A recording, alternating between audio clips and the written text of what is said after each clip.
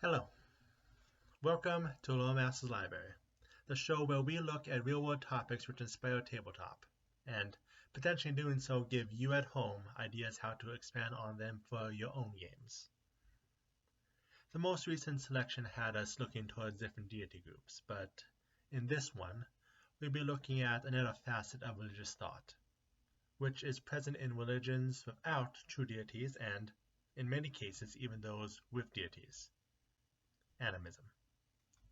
Let's get started. The first step is, of course, what is animism? Animism is the belief that objects, places, and creatures possess spiritual essence. Animals, plants, rocks, rivers, weather, the objects made by man, and sometimes even certain words. This is where the concept of true names originally comes from. While certain cultures have traditionally discriminated against those who follow animalistic faiths as compared to those who worship deities, most modern thought and the rise of neo-paganism has led to many of those ideas being re-evaluated in ways balancing them against widespread religion. Though there is some debate of whether to classify animism as the individual animisms of each separate culture or to have animism itself be one broad, world-encompassing topic. Let's go through some regions, starting with Africa.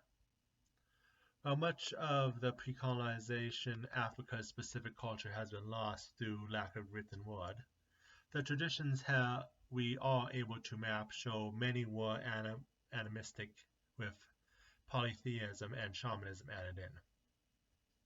As for northern Africa, we do have writings which reflect the ancestors of the Berbers and the Kelma cultures which existed South Egypt also were animists.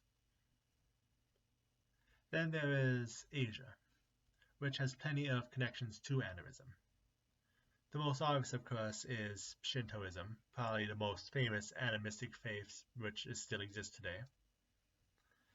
Similarly, the pre-Confucius faith in Korea is also similar animist from what we can tell. And speaking of Confucianism, it as well as Taoism and Moism also have connections to the reverence of spirits known as Shendo. But the karmic faiths, Hinduism, Buddhism, Jainism, and Sikhism, also have nature worship as a core part of their philosophy.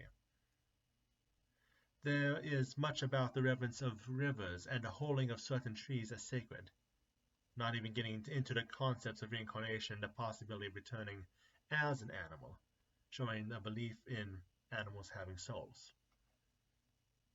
Nearby, the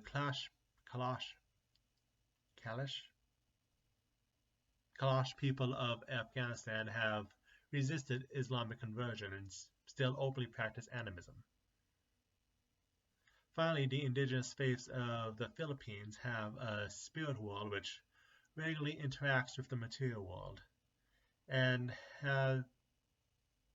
believe that everything has a spirit. But it is not just the Indian-oriented religions which have animistic tendencies. Various scriptures describe the relationship between Jesus and God in similar ways animists do between the spirit world and the individual objects in our world. In addition, many scholars over the years have treated nature as God's child and call for respect for it, treating it as alive as any animist would. And that eventually brings us to modern day. With the rise of neo-pagan groups and New Age movements, there are many religions which are purposely creating their doctrines to be animist in nature instead of theist. As with all ages, religion continues to attract people to it in different ways, and therefore people with more of an animist bent will continue to exist across all ages, across all worlds, and potentially across various tabletop tables. And that ends today's video. And with it, we will only have one more video this year. As always, I hope these videos have been informative, as short as they have been this year. end up stretching thin in real life this season, but still hope I provided enough to inspire something at your tables. Either way, see y'all next time.